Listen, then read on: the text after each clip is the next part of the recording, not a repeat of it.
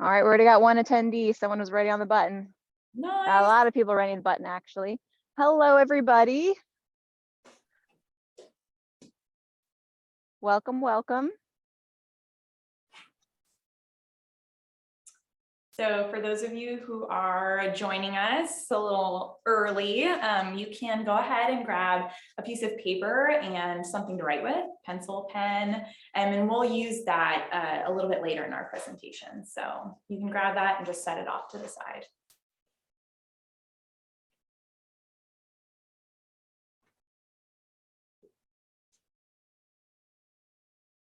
And we'll officially get started probably like 10:01, something along those lines, as we get this open a little early. So just, chat amongst yourselves for this next minute or so. And this is recorded. So if you know someone who couldn't make it, or if you yourself know you need to, leave 15 minutes in, that's okay. This is being recorded right now, and we will be publishing it on YouTube, and we will share the link and all that good stuff.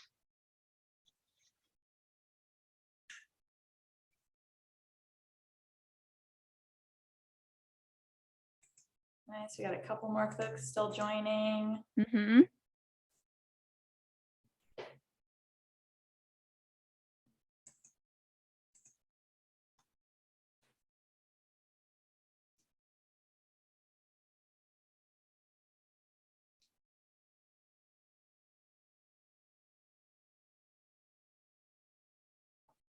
Okay, and if you didn't hear our earlier announcement, we're going to get started here, and go ahead and grab a piece of paper and something to write with for a little bit later in our presentations. Once you grab that, you can just set it off to the side. Yeah. And according to my clock, it's 10:01. Might as well be prompt. But hello, everybody. Welcome to Tough Trees. My name is Lily. I'm at Calaveras Big Trees State Park. And my name is Molly, and I'm at Big Basin Redwoods State Park. And today we're going to be talking all about fire ecology, but specifically from the point of view of our two trees. I have the giant sequoia here at this park, so we're called Big Trees. It's the biggest individual tree in the world. And then Molly, what do you have over there? I have the coast redwood. So I'm over on the coast, which we'll see more about in a moment, but yeah. Yeah, and how this program is going to go, we will be taking questions, but only at the very end. So along the way, if you can think of a question, we will be using the Q&A for that function, but we'll only be taking them at the end. So you can hold on to it until then, or you can plop in the Q&A now. If you do that, it's possible you won't quite see it because it'll be the first one and it might get drowned out by other questions. So maybe hold on to it part of the way through. But we will be using the raise hand feature to basically take what's kind of like a poll. And that's the only thing we'll be using, all right? So we won't really be responding to anything else. But we told you that we're at our respective parks, Big Trees for me and Big Basin for Molly. I'm going to share here a map of actually the entire part of California and the range of our two respective trees, right? I have the giant sequoia over here at Calaveras Big Trees. The bright lime green circle is where I am, the park itself. We can just see on this map the kind of orangey yellow, goldish color, I guess. That's where the giant sequoia naturally lives. They're not found anywhere else in the whole world, at least not naturally. If someone happened to have a giant sequoia seed and planted it where they live, it could grow, but naturally they're only found in that strip. That is the foothills of the Sierra Nevada mountains. So we're not way up high. You can see a little bit of snow in the background here, but we are in the mountains. That's the only place I really like to live. Now, Molly, she is over here-ish. All right, just to the north of Monterey. I made that circle a little too big. And this is the range of the coast redwoods. That nice bright orange color. They're only found along the coast, which makes sense because they're called the coast redwoods. And again, when we're talking about fire ecology today, we're talking about from the perspective of those two ranges and those two trees.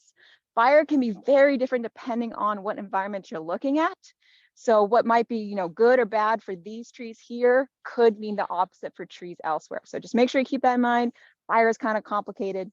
So we're just focusing in on our two trees. And since fire is a complex topic and it's controversial in a lot of places, meaning that people have lots of different emotions about fire, we're wondering how you feel about fire. So in a moment, we're going to use that raise hand feature that Lillie just talked about, and we're going to ask that you choose between 3 different options. And when you pick one of those 3 options and feel like it applies to you, that's when you can use the raise hand feature. If you're in a classroom and we're being projected up on a screen, you can kind of take a poll of your classroom and raise the hand for any of your students who feel that way. And if you're on your own individual device, you can go ahead and use that feature yourself. So the first of our 3 options is you feel really good about fire. Fire brings happy memories. Maybe you have been camping before next to a campfire, roasted some s'mores. Maybe you like being nice and toasty next to a wood stove. You like the smell of candles burning. So that would be option number 1. Option number 2 is on the other side of the spectrum. Maybe fire is really scary for you. It makes you anxious. Maybe you've seen the news about the wildfires throughout California, and you don't feel so good about it. And then our third option is somewhere in the middle. So you see the good parts of fire and you see the not so great parts of fire, and you can't really choose between the 2. So let's have those of you who feel really good about fire, our option number 1, go ahead and raise your hand. So use that raise hand feature. And again, if you're in a classroom and any of your students feel this way, you can go ahead and click the raise hand feature. Awesome. So on our end, we're seeing just a few folks raise their hand, about 2 to 3. So you can go ahead and lower your hand now. So let's go ahead and do option number 2. How many of you don't feel so great about fire? It makes you anxious and it's a little bit scary. So go ahead and raise your hand.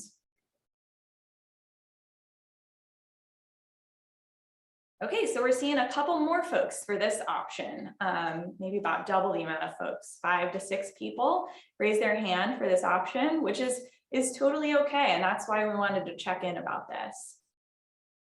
Okay, and now go ahead and lower your hand for that option. And how many of you feel somewhere in the middle? You see the good parts of fire, you see the bad parts, and you feel a little bit mixed about it. Go ahead and raise your hand for that option. Okay, so we're seeing more folks raise their hand for this option. So that's kind of what we anticipated. That's probably how Lillie and I both feel too, a little bit mixed. We see both parts of it. So thanks for participating in that little poll. And so you can go ahead and lower your hand now. And as we go through this program, I encourage you to kind of stay in tune with your feelings and see if your feelings change at all during this program. So yeah, go ahead and take us off, Lillie. What is fire anyways? Yeah, so we just talked about the feelings with fire, and they're complicated. We all feel different extremes, and maybe if you're in the middle, you're like in the middle some days, and other days you're more scared or more comforted by it. But one thing that I find at least a little comforting about fire is that from a scientific standpoint, it's not too complicated. Fire is the chemical reaction of oxygen and fuel to produce light and heat, right? We get light and heat out of it, need some air, and need some fuel. But if that was the case, I would be on fire right now. And so would probably everybody else, right? Because I'm breathing, so that means that there's oxygen. There's fuel all around us, right? I got all this big trees back here, some branches and things, and this is not on fire. So there has to be some extra key ingredient, and that is actually heat. So fire needs heat to make heat. That's the case for a lot of like chemical reactions, sciencey things like that. There needs to be a little push to get it going. And maybe you kind of know this. Maybe you started a match before or a lighter like this one. You have to put in some energy, becomes heat when you get it started. So like for this, if you click the things together, right, that produces that heat needed to light the fuel in here. We have oxygen around, the fire gets started. So when we think about all those 3 things, they're often seen in what's called the fire triangle. We got the oxygen, we got the heat, and we got the fuel. Now that also means we can just look at the fire triangle to figure out how big a fire may get, how small it might be, or if it's even going to get started at all. Right now, I'm in a snow-covered area. There is not a lot of heat here, very unlikely to have a fire, right? But if there's maybe just enough heat, tiny bit of fuel, tiny bit of oxygen, you might get a little fire. If it's like a really dry day, it's really hot, it's windy, so that means there's a lot of oxygen moving around, and there's a lot of fuel, so a lot of branches, lots of dead trees, things like that, that's more likely the fire can get really big. And actually, that sort of really big fire happened recently at Big Basin.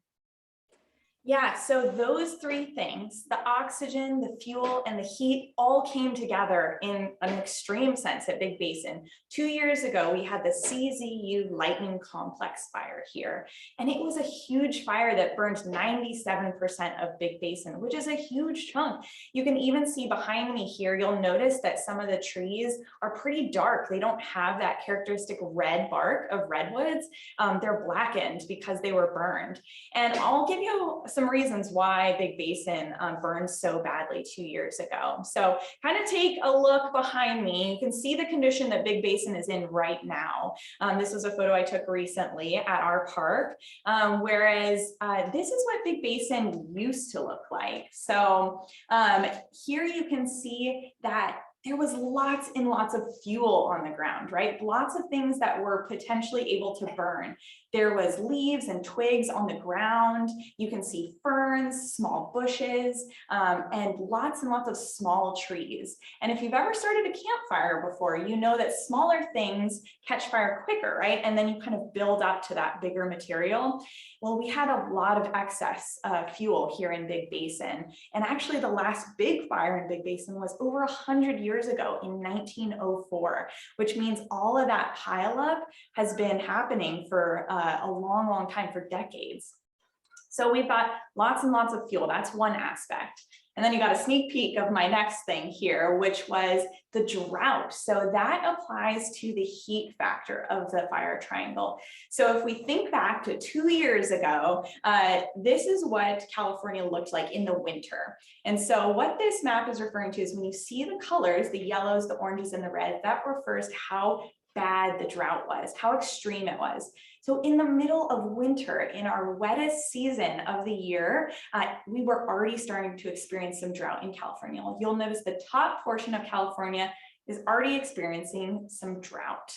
So then if we fast forward over to the middle of the summer, at the end of August, which is when the CZU fire happened at Big Basin, most of California was in an extreme drought. And you'll notice, if you remember back to the range map that Lillie showed you, Big Basin is over here on the coast near the bay, and we're in a severe drought at that time. That's why that orange color is there.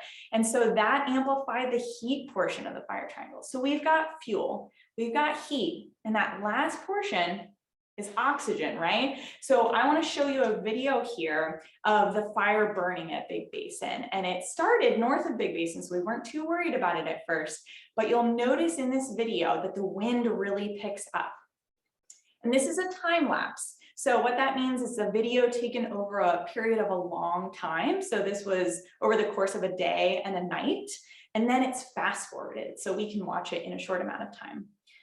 So you'll notice the fire is burning pretty extreme here. And in a moment, on the far right side of the video, you'll see a huge wind increase, and you'll see the smoke really start to amplify and get bigger and bigger, which made this a huge extreme fire.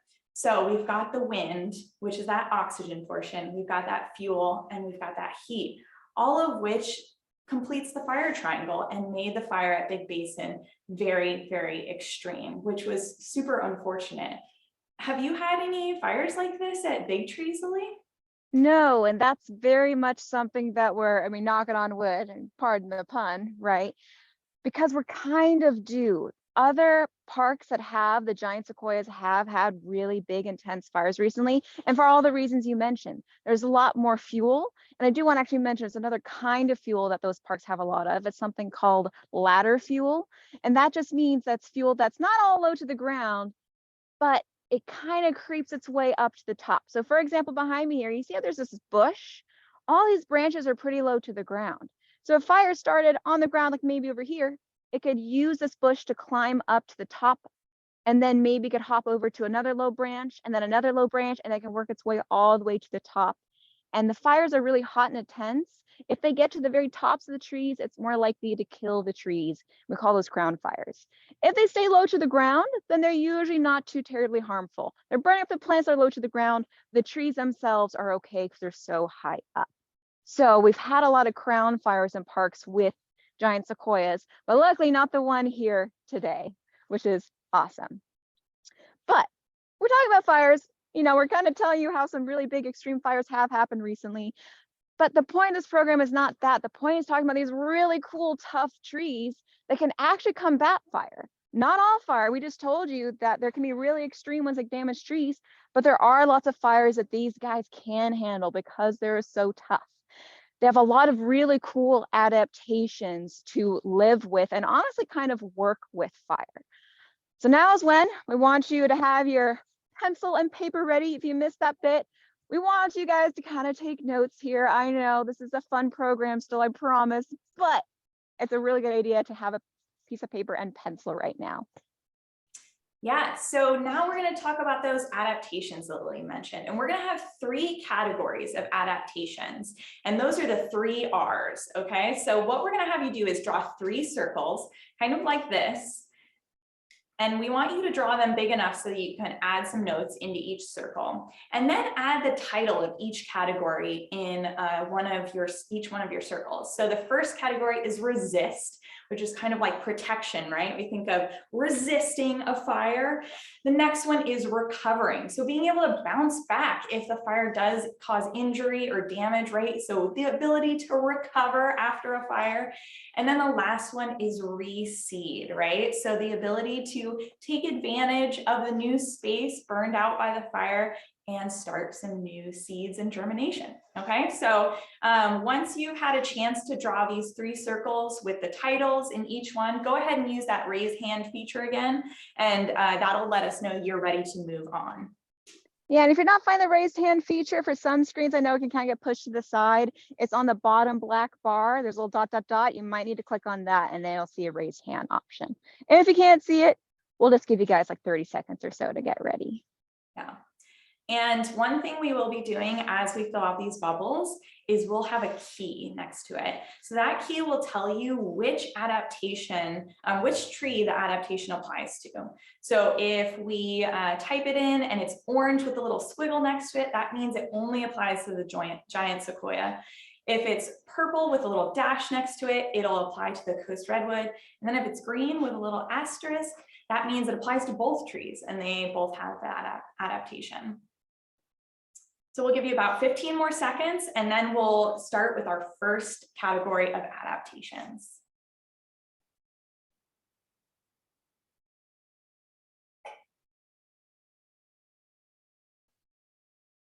All right, so we're gonna get started first with resist. Here's the first bubble we have, and it makes sense. The fire comes through, we want to be able to resist it to begin with. Forget about any sort of recovery. Let's just not have it mess with us too much at all. And the cool thing is both of these trees have a pretty hardcore resist strategy. They have really thick bark. Now, the bark of all trees is a protective layer, just like, the skin that covers you helps protect your insides. The most important part of the tree is directly underneath the bark. So they want their bark to be as tough and as strong as possible. And these trees' barks are very thick. The giant sequoia's bark, not all the way to the top, but low to the ground, where those fires that are used to be most frequent that stick low to the ground, so that's when they have the thickest bark, their bark can be 2 feet thick, okay? That's the length of my arm. Imagine if your skin was 2 feet thick. I mean, it'd be disgusting, but you'd also never get like any cuts ever again, right? So having bark 2 feet thick means that if a fire does go through, it might burn the bark a little bit, but there's so much of it to burn, it's less likely to cause a lot of damage to the tree, right? And the coast redwoods have thick bark too, not quite as thick as the giant sequoia. It's closer to about 1 foot thick at its greatest. And I have a picture here that I can show you of a tree that fell down during the fire we had recently. So you'll notice this is a cross section of the tree, and this part where my hand is representing the bark. And so you can notice that kind of varies in thickness depending on where you're looking. And there's also kind of this fuzziness quality to it, which we'll talk about in a moment. But you see how thick that bark is. It does really protect the trees against the fire. And if we compare it to another tree we have at Big Basin, which is the Douglas fir, that tree did not do well during the fire. It does not have that same thickness of bark that the coast redwood and giant sequoia have. And you can see that layer that's just before the dark circle around the entire trunk of the tree is the bark. And that bark is not very thick. And you'll notice something else about it too, is that all these little dark spots in the bark are little pockets of sap and resin. And those oily features of the bark make it really easy to catch fire. It's almost like having a little gas pocket in the bark that catches the tree. But you'll notice the redwood doesn't have that. It's almost fuzzy, right? And I've got an example here of some coast redwood bark that is really nice and fuzzy here. You'll notice that it's really hairy. And if I were to tear it apart, it would really look a lot like hair, actually, maybe like animal hair. So that fuzzy and furriness to it, which Lillie is showing on the giant sequoia as well, is another reason that the bark, even if it does catch, doesn't keep going, is because it's really furry and fibrous. It doesn't have any oil in it. Yeah, and well, mine, as you can tell, is not quite as fibrous. It's not quite as stringy. It definitely doesn't have any of those little kind of basically like oil pockets that Molly mentioned, and it's still super soft and it's much harder to catch than maybe other trees' bark. But let's say the bark does catch a little bit, but it does okay. The tree still has yet another adaptation to make sure it's protected, and that's where the branches are. You might have remembered before I said another kind of key component to fire is ladder fuels. If ladder fuels can climb all the way up to the tops of the trees, that can kill the trees. Well, the giant sequoia and the coast redwood, they don't want those ladder fuels, so they will make sure their branches aren't too low to the ground. Now, this isn't the case their whole life, because they got to start out kind of low to the ground to begin with. But once they get all the way to maybe their almost max-ish height, or at least get way up there, they will drop their lower branches, so it's harder for them to catch. So I'm going to show you the very top of this giant sequoia here. You can see we got the very bottom. And as we pan all the way up to the top, you'll see other trees have branches that are lower. But so far, there's none for the giant sequoia. And there's still none. But now we start to see some. Not until you get almost to the very tipmost top of this tree do you see any branches. And again, the other trees around here, they have lower branches, but giant sequoia does not, because they want to avoid fires climbing all the way up to tops of their trees, called the crowns of their trees. Coast redwoods will drop their branches too. I don't have a video or can't show you one right now, but you'll notice the trees next to me don't have a lot of branches low down to the ground, especially when they get a little bigger like this one here. Yeah, so now that's it for resist, but it's still pretty good, right? So let's look to our circle here. If you've been taking notes along the way, awesome. If you're like just absorbing the information, well, we got the notes here. So in our very first resist, we have something that they both have, and that's the thick bark. The giant sequoias is a little bit thicker, but still a foot versus 2 feet. That's really good to help make sure the tree can survive fire by just resisting it overall. If they get a little burned, that's okay. And then finally, we also have, or not finally, but then we also have the fact that they have bark that just doesn't burn quite as well as some other trees. Can it still burn? Yeah, it's really hard to have anything be fireproof, but it's less likely to catch than, let's say, a Douglas fir. And then, of course, we just mentioned it, but they have branches that are way high up compared to other trees. So it's really hard to get a crown fire, the ones that can potentially kill the trees, started all the way up there. Awesome. So now that you've gotten an idea of all the resisting adaptations, right? The ability to protect themselves from the fire. Let's say a fire does come through, how can they bounce back? So we're now going to talk about this recover adaptation.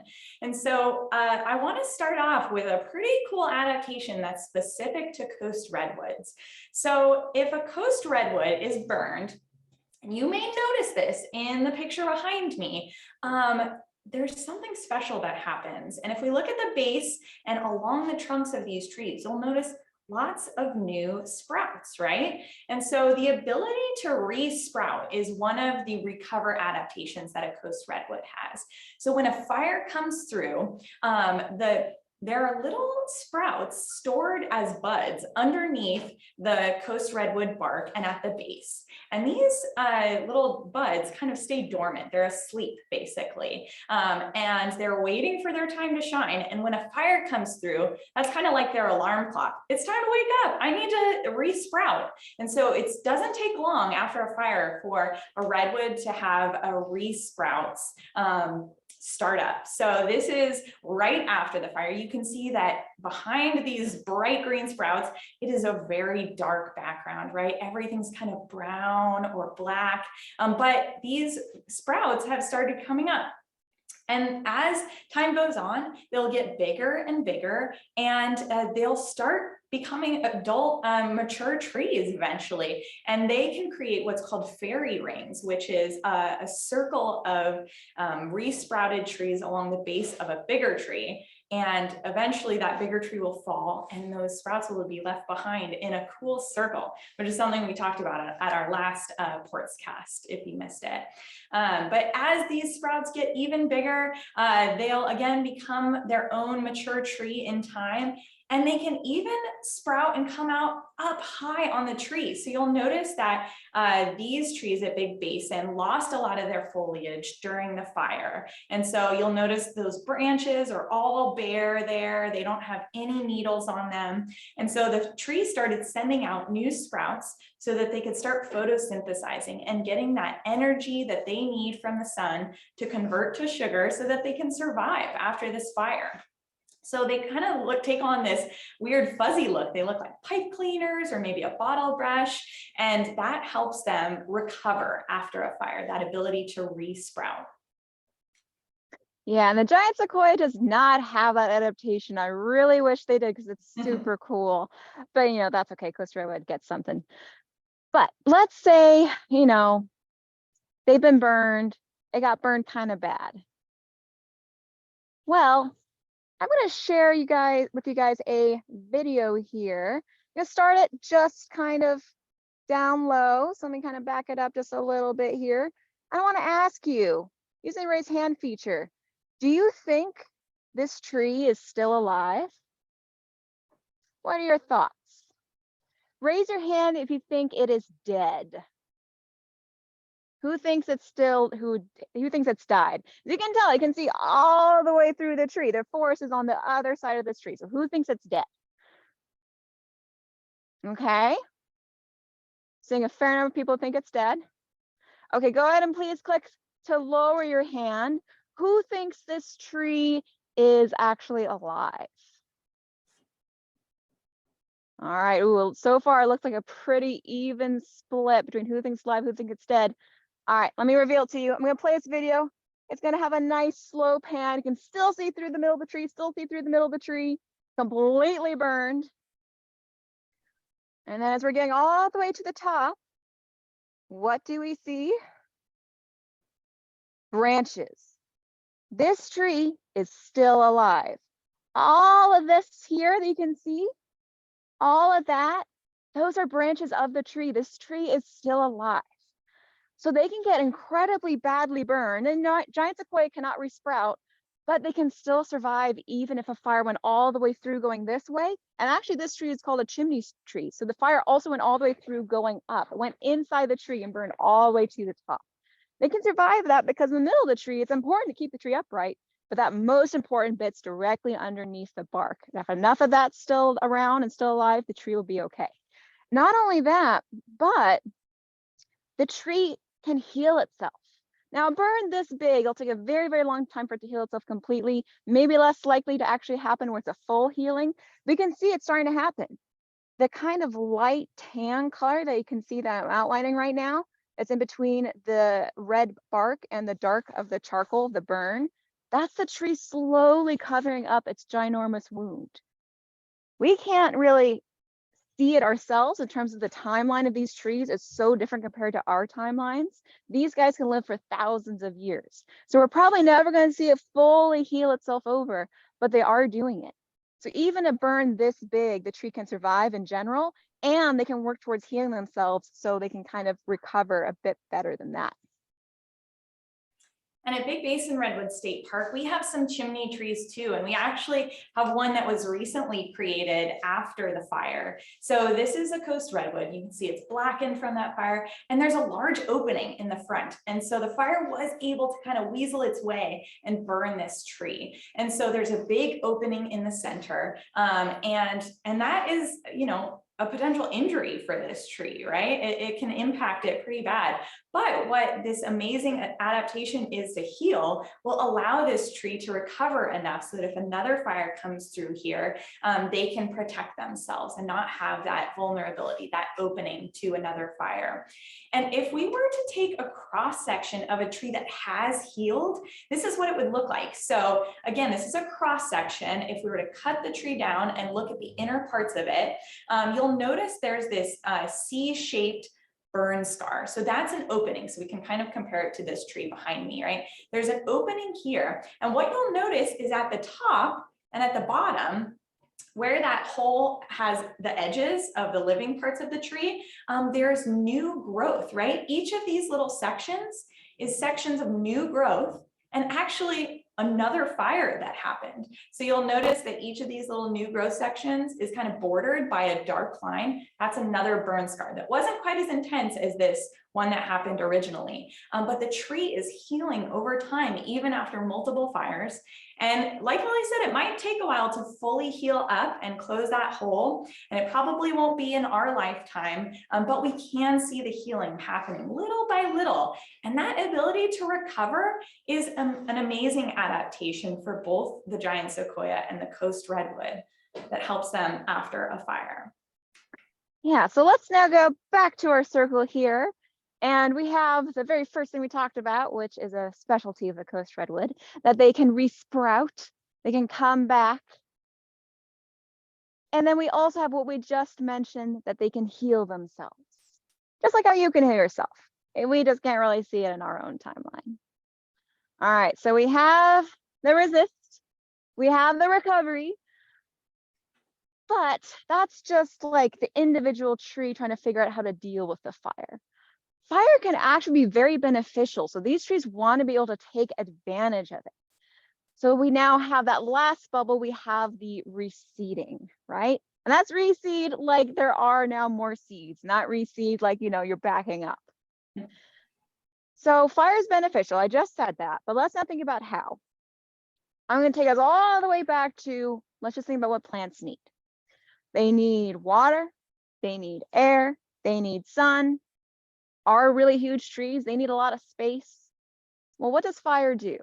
It burns away, usually like the low growing plants, right? Like let's say this bush over here, burns away the low growing plants. That means that there is more space. There is more sunlight to get down to the plants. And there's just less competition for important resources like water. Molly showed us before how we've been in and out of drought, the whole state of California pretty much for a very long time. If there's fewer plants, then there's less competition for that water. So fire can actually give these trees so many opportunities because they give it so much space and resources that it wouldn't have otherwise.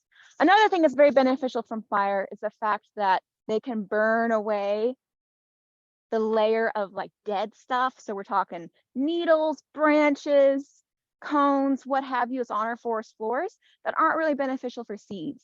Seeds like some really good soil. That stuff's underneath all the dead things I mentioned before. So if fire burns away that layer, it does a pretty good job of opening up that soil to the seeds. And it's so beneficial that giant sequoias will actually open up their cones. So these are the cones. They will create these little cracks so you can see along these cones and release their seeds, which are these itty bitty little guys, after signs of smoke and heat. They can potentially do it other ways. Animals, if they chew away at the cones, those can open up and release the seeds. If they fall to the ground and dry out, they'll release the seeds.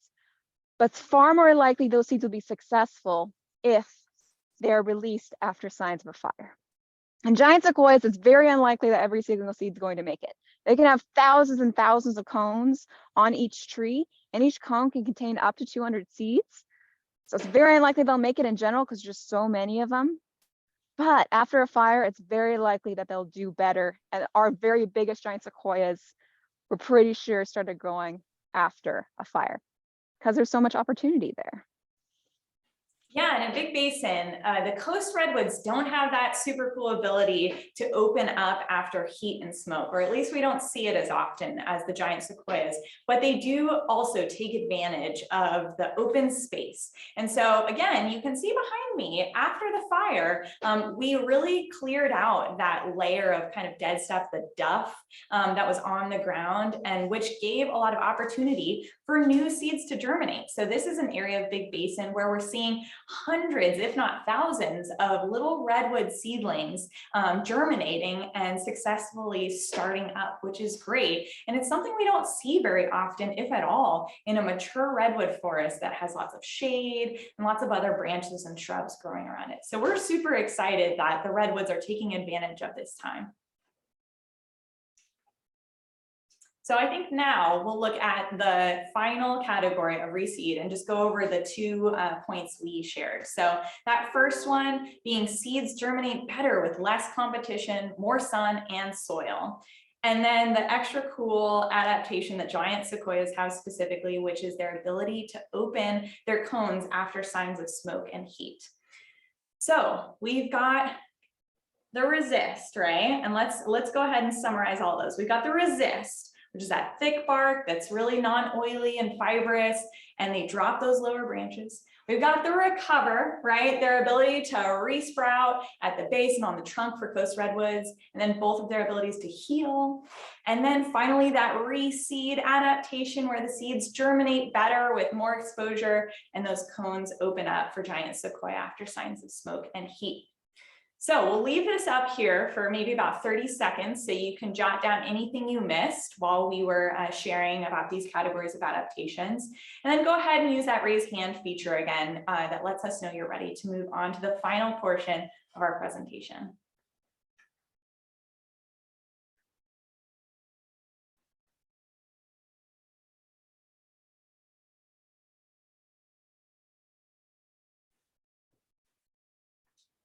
Some people raise their hands immediately. Awesome.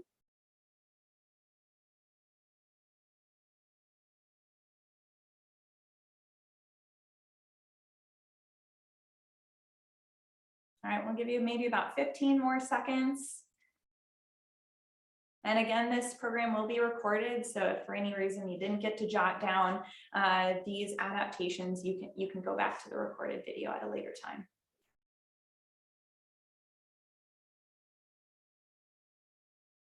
All right, I'm gonna go ahead and continue on. So we have all these really cool adaptations, right? Resisting, recovering, and taking advantage of the fire. But I mean, as you probably realized, these aren't fireproof. There's not a whole lot the trees can do if a fire is so big that it again becomes something like a crown fire, burns the tops of the trees. These trees are used to fires that are pretty low to the ground because both of our locations used to have fires, moderately frequently. If they'd come through the area, they wouldn't climb up a whole lot because there wasn't a lot of fuel to begin with. Molly hasn't had a fire in a very long time, at least until recently, right? This park hasn't had a fire in over 100 years, at least not like a wildfire. So that means our environments are very different. And that's one of the reasons why we have these big catastrophic fires that are happening versus the kind of low burning ones that these trees have the adaptations for. And I mentioned before that the giant sequoia has been suffering through fires recently, just not in this park. Well, 13 to 19% of all giant sequoia have died from the extreme crown fires recently. And that's just like by recently, I mean over the past few years. So clearly the resist part isn't working for them with these new fires we're having. And when there's extreme fires like this, like the ones at Big Basin, even though coast redwoods have that ability to recover and reseed, extreme fires, it forces them to take longer to do these things. They don't have as much energy and nutrients available to them to recover quickly and reseed with enough time before the next extreme fire comes through. Right. So I kind of mentioned why. I said, okay, well, there's a lot more fuel than there used to be, but why is there more fuel? We haven't had fire in a long time. Here at Big Trees, we used to have a fire every 7 to 12 years. That was partially due to lightning strikes and partially due to the Native Americans here, the Miwok and the Wa. Oh, looks like Lily froze there for a second. We'll give her a couple seconds to jump back on. Although she may drop off. We'll see.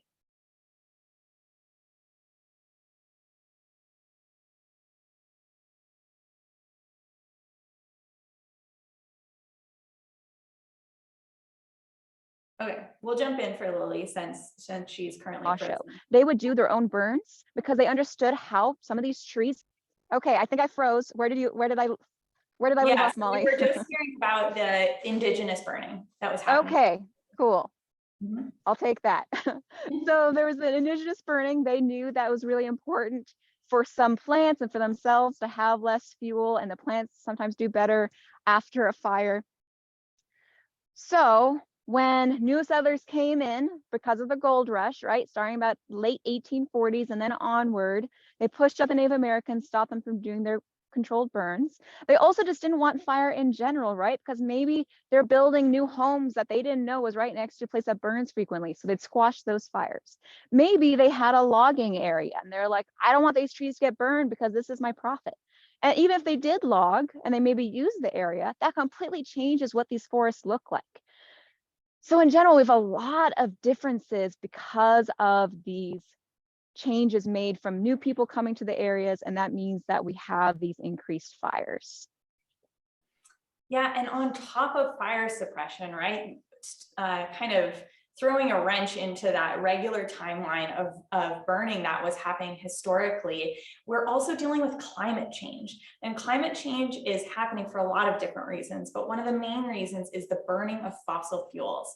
And those fossil fuels can be like coal, oil, and gas. And when we burn those by, driving our cars or having factories that pollute and send out greenhouse gases, that creates a blanket over the earth, and blankets help keep us warm, right? And so unfortunately, it's kind of a blanket we don't really want. It's keeping the earth extra warm, more warm than it's been used to. And if we think back to the fire triangle that Lily shared with us initially, one of the factors that fire needs is heat. And so that increase in warmth from the blanket of burning fossil fuels around the earth is increasing that heat, creating a factor that's always present for fires to burn and become more extreme. So that's very negative, but don't worry, we're not ending you on that note, because there are some things you can do to help with these, these things that we have to deal with. And one is to get comfortable with fire, and not all fire, of course, because some fire is big and scary. You got to have your evacuation kit ready. We understand that for sure, both living within areas that can have fires. But some fires can be beneficial. We just talked about how the trees might be beneficial, and they can be beneficial to us as well. So right now in this park, or maybe not right now, I should say, but over this past year at Calaveras Big Trees, we've been doing something called prescribed burning. And that's when we know we're due. We haven't had a big wildfire in a while. So we'll go into the park and burn it ourselves. And this is very regulated. It's called prescribed because it's just like when a doctor prescribes you medicine, you're only supposed to take a certain dosage at a certain time of feeling a certain way. These fire crews are using the fire triangle to figure out when is it best to burn. They want to burn a little bit. They want, the fuel to get burned up, but they don't want to get out of control. So they check the weather. Is it going to be too wet? Is it going to be too windy? They check the fuel quantity. They do all these things before they get started. And then when they do, they have a big fire crew at the ready in case, it doesn't get burned enough or it gets burned too much. And this decreases our fuel quantity. And these guys are burning right in front of a giant sequoia. So it helps out the giant sequoia because its seeds are more likely to do better. And at Big Basin, in addition to some small prescribed burning that we're doing, we also do something that helps reduce the fuel load. So reducing that one aspect of the fire triangle, which is creating burn piles. So I have a picture here of some piles that have been created at Big Basin after we had to rebuild some of our trails. And so in the areas where these trails were being cleared out, there was all that vegetation on the ground, the old leaves and the twigs and the branches, and even some small logs. And our trail crews came through and gathered those all together and put them in piles. And these piles will be burned at a very specific time, just like Lillie mentioned with the prescribed burning. It's a prescription, so it has to be done in the right conditions with the right weather and at the right time of year. And so our crews will come in and burn these burn piles, which gets rid of some of that fuel that would normally be burned out if there was a small fire that was under control. And that helps prevent those extreme fires in the future because there's not as much buildup of small branches and shrubs and other things that contribute to a bigger fire. So we have those burn piles alongside the prescribed burning as well at Big Basin. Absolutely. We have those here too. We've actually been doing it all this week with the snow on the ground because it's very safe. We know it's not going to get anywhere. So we have the fire not under control, but we told you we know what you can do with fire. Get a little comfortable with it, get a little educated with it. That's why you're here today. But we also have that really huge issue of climate change, right? It's big, it's scary, but you can do a little something about it. And it's something that actually can be very helpful to you specifically, and that's combating waste. Now, I'm going to talk specifically about food waste. I don't want you to waste food. If you don't want to eat it, maybe a friend is willing to have it, or maybe just take less of the food if you can. Because if you don't eat the food that's given to you, all the energy that went into bringing it to you was for nothing. So all the agricultural stuff that happened, like the tractors emitting that greenhouse gases, that would have been for nothing. The processing plants, the big trucks to drive it across the country to you, all that would have been for naught if you just throw away the food anyway. So try to eat all the food you're given. If you can't, because you know that's too much food or it's not your thing, give it to a friend. And I don't know where y'all are coming in from, but if you're from a community that's participating in composting, you can also put it in a compost pile so then it can be made into some really good soil for maybe your local community garden to use. So be smart with your food, and that actually will help protect the whole environment because it'll help with climate change.